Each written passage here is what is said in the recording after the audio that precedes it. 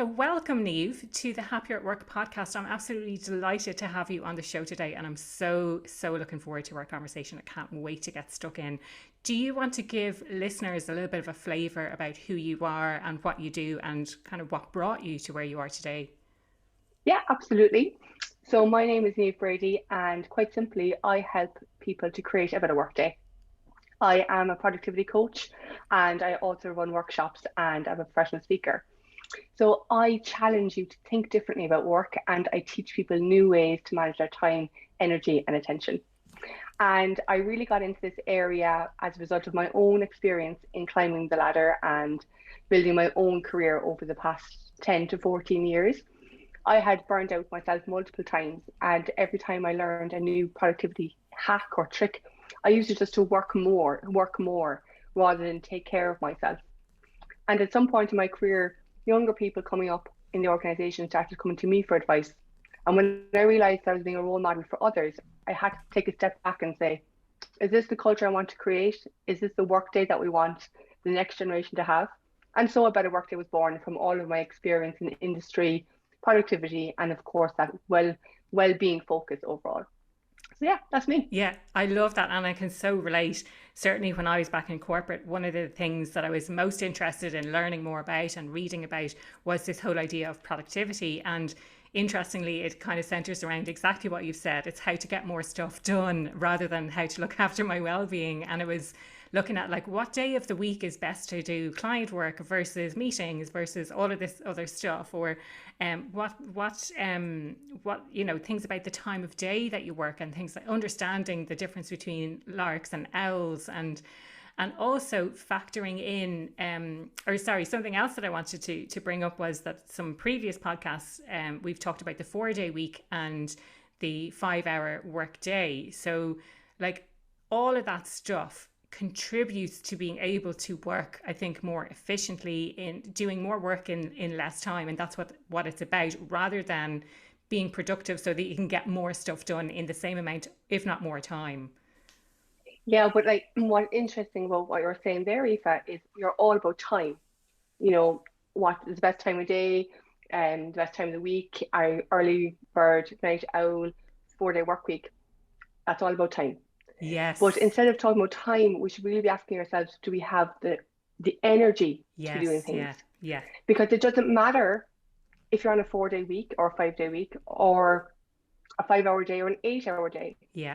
If you aren't working on the right things and if you aren't looking after yourself overall, you won't be productive.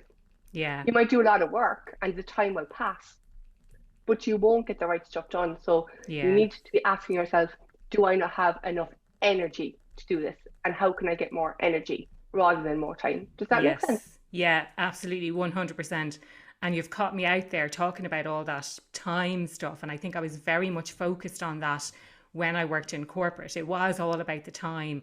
And since then I've learned more about this idea of the energy management, and what you didn't explicitly say there, but what you kind of mentioned was like doing the right stuff. So it's priority Yeah. management as well, and making sure that you know what the right things are that you should be working on, whether you're a manager, whether you're an individual contributor, like knowing what those right things actually are, what's going to, to use a bit of the lingo, what's going to move the dial on the business, what's going to move the dial on your objectives, or the strategy for the business.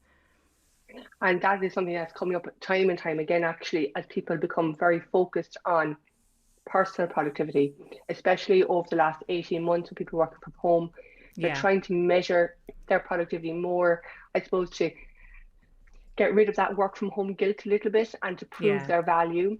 Yeah. But the risk that's there is that if the needle isn't clear or if the dial isn't Exactly. clear, Yeah. how do you know you're working on the right Yeah. things and how do you know that you're doing the right things to get there? Yeah. So, really, when we're talking about productivity at a human level, we need to start looking at the goals and the clarity around what work is Yes. to be done. Yes. Because otherwise, it doesn't matter really how hard you work, you might still be pedaling off in the wrong direction. And that really is one of the main causes of people coming into a workaholic cycle as well, because Yeah. they just don't know when they're finished. And I Yeah. always say that the biggest problem knowledge workers have is not knowing when the job is done. Yeah. And you won't know. And you won't know if you've been productive if you don't have, if everybody isn't looking at the same needle on the same dial. Yeah. You You know, won't find any arguments from me there, Niamh. That's so, so important about this idea of goals and clarity. And it is something that came up on the 4 Day Week podcast is, it's some of the questions that Andrew Barnes was getting around how to transition to this idea of 4 Day work week. And people asked him, well, how do you measure productivity? And his question, I suppose, that he posed back to them was, well, if you don't know that, then like, how are you measuring productivity currently?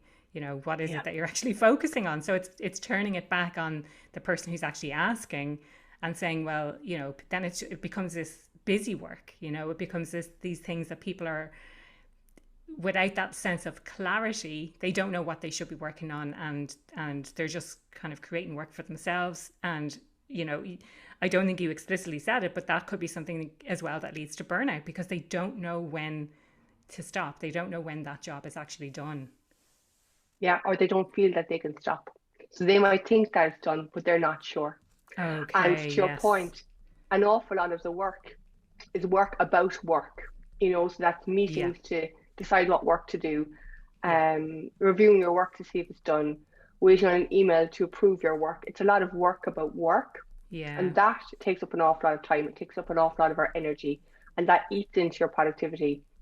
Whereas if you're clear from the outset, and if you're very clear in terms of what the expectations are, then you can get rid of an awful lot of that and just spend your time in a better way, yeah, and leave more time for what's valuable both at work and at home. yeah. Any thoughts, because this is what we're talking about, the goals, the clarity, and setting clear expectations. Any thoughts on why the expectations are not clear to begin with? I think it's because people rush, Okay. funnily enough. A lot of people today work in a very fast-paced way. You will see that people try to reply to their emails straight away. They try to Yeah. launch new products straight away. They try to make that first big milestone straight away because we're in that culture. Yeah. So if we don't take time to really understand why we're doing it, Yeah. what good really looks like, then we won't be able to set the expectation. If we rush that piece, we're not going to be able to manage the expectation. And another bit of it, to be honest with you, Aoife, is I think often the people setting the goals lie to themselves Okay. about what they think can be done, which is Yeah. human. If you're excited about something, you'll be like, yes, we can do this. We can totally do this. It's going to be brilliant. I love this. And then the people who, are walking out of the meeting and we're like, oh God, how are we going to tell them we can't do this? Right? Yes. Yeah. Yeah. So there's a little bit of that. I cast my mind back to when I worked in corporate, and exactly those scenarios where you're in a meeting, so that's the first thing, that you're taking time away, you're not actually doing the work, you're talking about doing the work.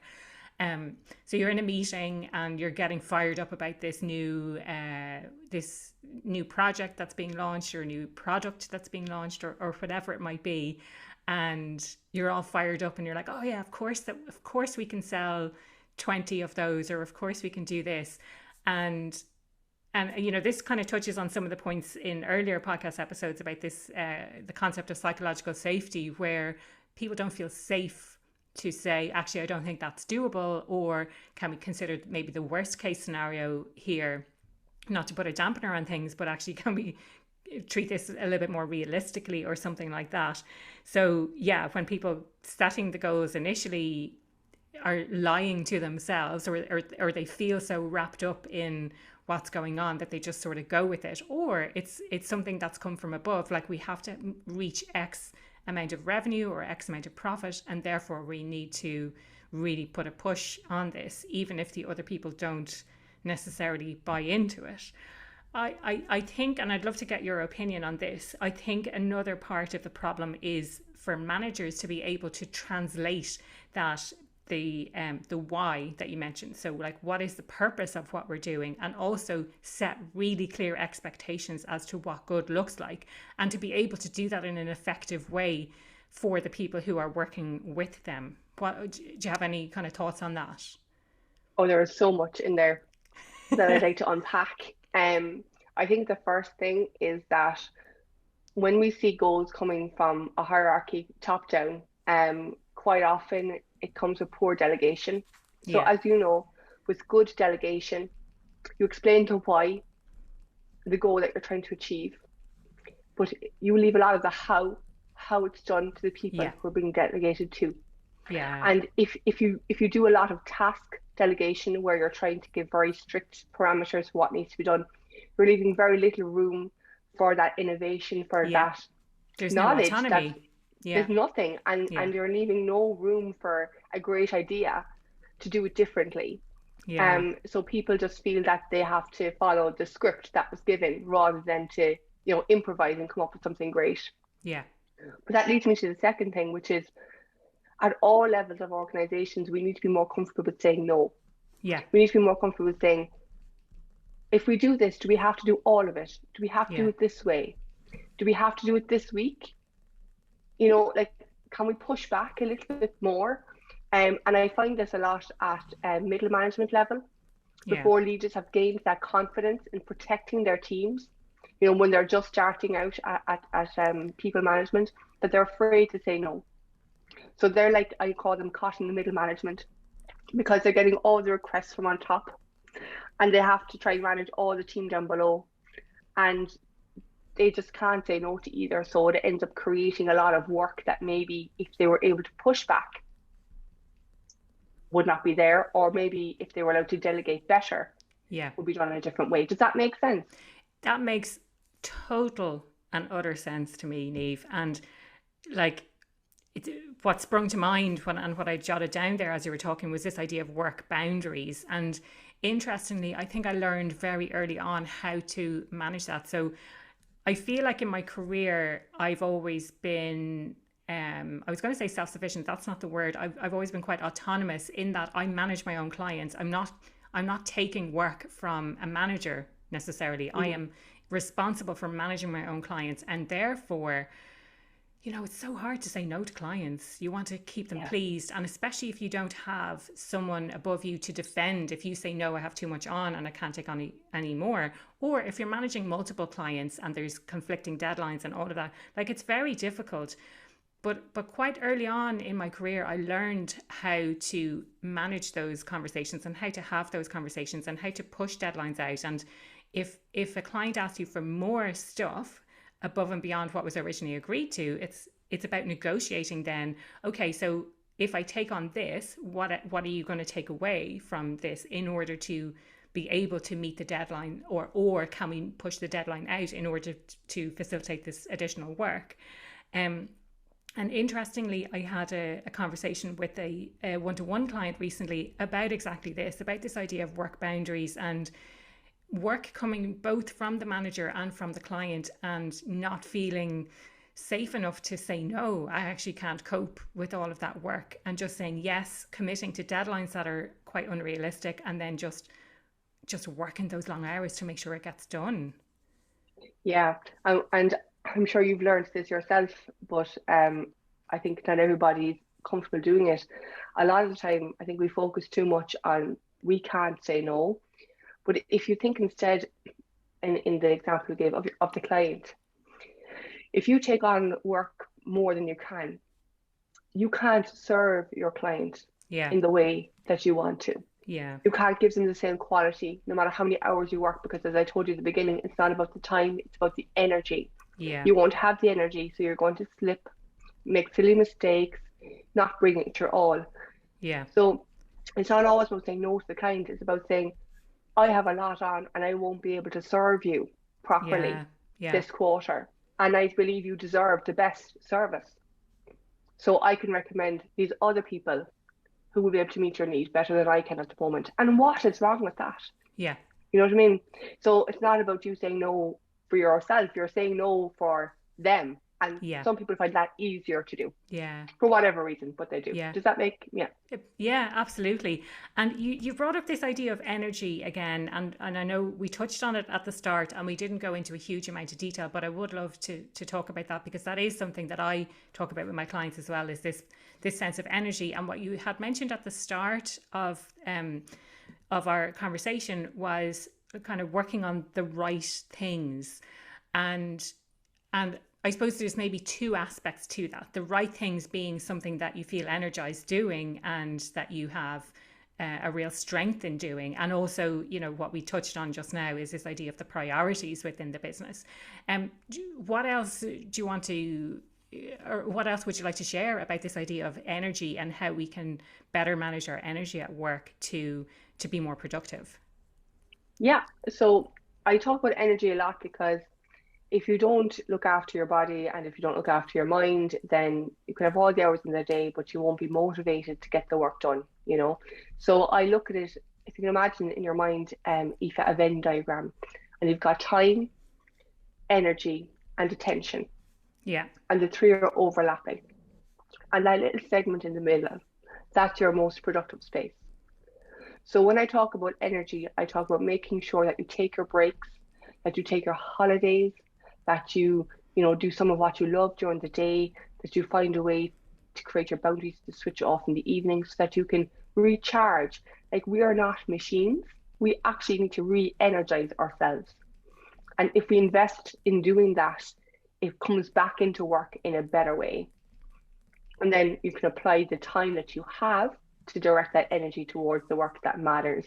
And then finally, you can do some things to make sure that your attention isn't pulled in other areas so that you can really kind of keep the focus on what it is that you're doing. Um, so energy for me is really just, you know, you're showing up, feeling excited about doing work, either because of the work itself or maybe just because of the people you work with, you know, and just Yeah. having that pep in your step, feeling that sense of accomplishment when you get things done, but not going so far that you burn out at the end of the day or have a mini burnout at the end of the day so you're tired the next day, a bit Yeah. more sluggish, you know. So we do really need to mind our energy so that we can show up and both at work and at home, Yeah, you yeah. know. No, that, I mean, that totally resonates. And I can think back to some very specific examples where I had a client deadline looming and I was working on a big presentation for them. And I just wanted to keep going, keep going. And that's the temptation. And I think when you're in it, and this is the difficulty, like, it's all very well to say, I know what I should be doing, but when you're actually in it, and I have been in that situation where it's like, I really can't justify taking 5 or 10 minutes to go for a walk, and certainly not 20.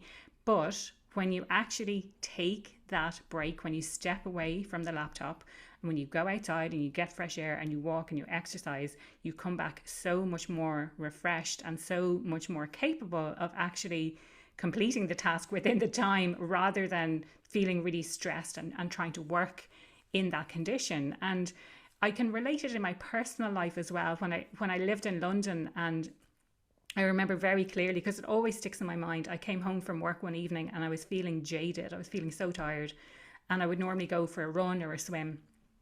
And my flatmate at the time said, the last time this happened, you came home and you felt tired and you went out for a swim and you felt great afterwards. And just that reminder, and it was Mm. like that prompted me then to be like, I'm going to go out for my swim. I don't feel like doing it. I feel so tired, but I went and I did it, and I came back just feeling energized. And what's interesting about that, actually, I love that, um, because I do think that the more we feel we can't take a break, the more we need the break. That is Yes. when you Yeah. need the break. Yeah. And isn't it true that when you're out for that walk or having that swim, that suddenly the list of things that you need to do is shortened somehow? You're like, oh, Mm, actually, I could do it this way. I don't need to do all the steps. I could just yeah. do this thing instead. Your mind clears, you give yourself a Yeah. chance. But to your point about the feeling after, I always recommend my clients to get a post-it note and put it on their monitor and say, you know, if I'm stressed, then I will take a 10-minute walk and I will Uh, feel, and write down how it makes you feel after you do it. yeah. So if you don't have a housemate to remind you, you can look at the post and say, oh, I do feel relaxed or I do feel energized after I walk the dogs for 15 minutes when I'm stressed, Yeah. and just write it down the minute you finish the activity and put it on your monitor and leave it there as a reminder just to mind your energy during the day and take the breaks. Yeah. For me, I think it's not so much that the list is shorter. I feel much more able to cope with Mm. what only 20 minutes previous was a really daunting list and a really stressful time. And yeah, I just feel better able to actually do it. And it's going back to this idea of energy as well. It's this idea of enjoying the work that you do, being happier at work, you might say, linking And back having a to better work my day. business. um, and it's, yeah, so rather than feeling stressed and trying to get stuff done in a strict deadline, actually taking that break and feeling a little bit more able to cope while you're doing it. So if that resonates with people who are listening, I'd love to kind of know and get your feedback on it, because maybe people have different sensation or a different feeling when they take that break. Is it that they can prioritize better and so some of this to-do list falls away, versus they feel better able to cope with everything that they have going on, or that they feel better able to manage the client or something like that? Yeah. And I do think in terms of your ability to cope better with the list, even if it is still heavy, I always use the analogy of your phone, and you relate to this. So when we are low in energy, we're on low power mode, so low battery mode on your Oh phone, yeah, yeah. and the phone is dull and it moves a bit slower. Not all the apps work, and then you charge it up, and like all of a sudden it's back to full brightness, and all the apps are there, and it can work away, and it's happier at work, and it's having a Yeah, better work day. So we put them both in. Um, but that's it, right? Because you're gone out of low power mode. So even yeah. if you still have a lot of things running, you now have the energy to do Yeah. them. Yeah, yeah. That's a really great analogy. And I think it's one that will stick in people's minds as well. Mm. Very relatable. Yes. And the stress that I feel when my phone goes into low battery and I have to switch on the yellow bar, what is it, the battery saving mode or whatever it might be. Yeah. And I'm like, oh my God, the stress that I'm gonna it's not so bad now that I have a new phone, but I know certainly with my last phone it wouldn't even last a day. So I always Yeah.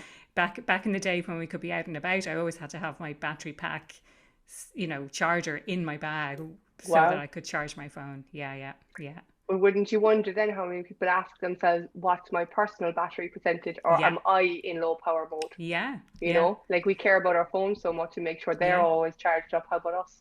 Yeah, so maybe that's a challenge then for listeners. Like, have a think about what really gives you a little bit of an energy kick throughout the day. I know certainly for me, it would be things like going out for a walk. I do meditation, but that tends to be in the evening. I would like to introduce that more during the day. So just taking that time to switch off, even for 10 minutes, and get out of my head and kind of back into my body and understand the sensations that are going on. I know certainly laughter is a huge thing for me as well. So watching a funny show, um, Arrested Development, Peep Show, and Modern Family, I think has just I won't say a new season because it's not new, but it's new on Netflix, and like that just makes me laugh out loud, and that it just diminishes all the tension I feel in my body, and that's something I enjoy thoroughly. I have to say now. I am delighted you mentioned laughing, because when I run my workshops, the first thing that people have to do is stand up, and we all burst out into laughter. And it just changes the energy of the entire room. It just I lifts lost you you there, right Niamh. up and You just melts said all that stress away. So hello. I'm a big advocate of stuff, you know.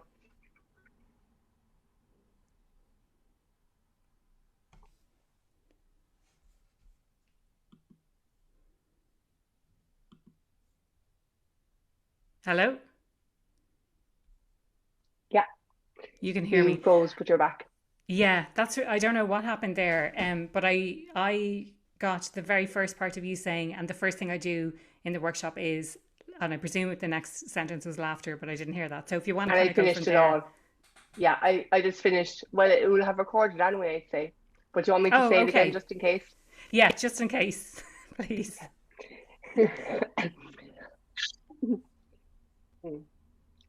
The first thing that I do in all my workshops is I get everyone to stand up and start with what begins with a fake laugh, but it ends in real laughter. And it just completely changes the whole energy of the room, and the stress just melts away. So yeah, I'm a big advocate of fun and laughter in your workday as well. And in fact, fun is one of my company values.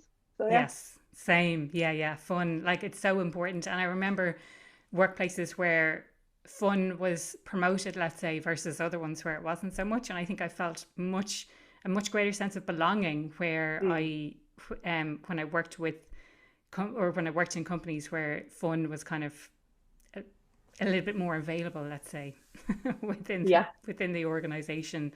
Niamh, is there anything else that you'd like to share in relation to productivity and maybe some steps that people can take, whether they're managers, whether they're employees?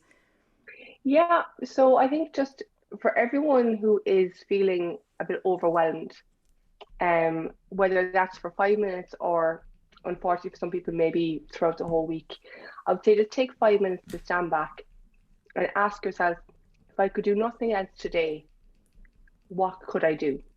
And that really helps you to prioritize the single most important thing. And if you're a manager, you can ask the same of your team. You know, if they all had to go home at 10:30 with no internet access, what would you get them to work on first? You know?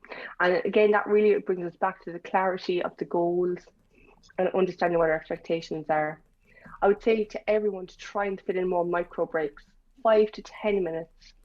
You mentioned getting out for a walk there. Even if, and I know their listeners can't see my home office, but I've got plants here. So even if I can't get out, I can still turn off my screen and just chill out here with the nature inside for a few minutes. Yeah. And the final thing I'd say around productivity is track your progress. Give yourself a pat on the back all day long as you go along.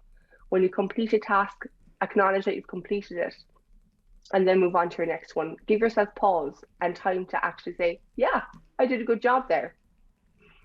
And for those who are feeling completely unmotivated and they are allergic to work, they are not happier at work and they're not having a good work day, I would say ignore the to-do list and ask yourself instead, who can I help today? Yeah. Because if you focus on who you're helping Mm. rather than the task, you will have a better day. Yeah. So that's it really. Yeah. They're kind of like a roundup of my end-to-end productivity well-being tips if that works for you, Aoife. Yeah, no, that's brilliant. And interestingly, about the focus on who you're helping, or I kind of phrase it as focus on who you're serving, who Yeah. benefits from you doing the work. That is one of the kind of tricks that I use when it comes to imposter syndrome as well. So if you're feeling like an imposter, then it's focusing not on you and holding yourself back, but who benefits from you showing up in the world, or who doesn't get the benefit if you don't show up in the world. So it's interesting that it comes into motivation as well when you're feeling like, exactly as you said, allergic to work. I haven't heard that word in a while, but yeah, I love that. No, that's brilliant, Niamh. And the question I ask everyone who comes on the podcast: what makes you happier at work? What makes me happy at work is when I get to see newer people in the company or people who are rising up really achieving their potential. I love that when I just see people come up with their ideas and perform fantastically. And to be able to help those people in any small way is what makes me happy at work. Love that. And you're doing it Yeah. in both aspects of what you do. So that's brilliant. And if people would like to reach out and connect with you and find out a bit more, what's the best way they can do that? Yeah. So you'll find me, first of all, my website at niamhbrady.com. And for anyone who's not Irish, you'll put that in the show notes, right? Yeah, exactly. And Yeah, yeah. And same with yeah, myself. I have to spell my name all the time, so I can yeah. totally empathize with that. So check the show notes for my website, and you'll also see me on LinkedIn and on Instagram at Niamh Brady Coach. So you can see me there to keep up to date with my one-to-one coaching, my workshops, and my speaking engagements. Yeah. Brilliant. Love that. Thank you so much for your time today, Niamh. I absolutely loved our chat. Like I said at the start, something I'm so interested in, something I'm so excited to talk about. And it is something that impacts on everyone. Like it's not just kind of exclusive to a certain sector or exclusive to a certain type of employee, but I think it applies in all aspects of our life as well as work. Yeah, absolutely. And listen, it was a pleasure to be here, and I hope that those listening even do one thing differently to be happier at work as a result of listening to this. So Brilliant. Thank you.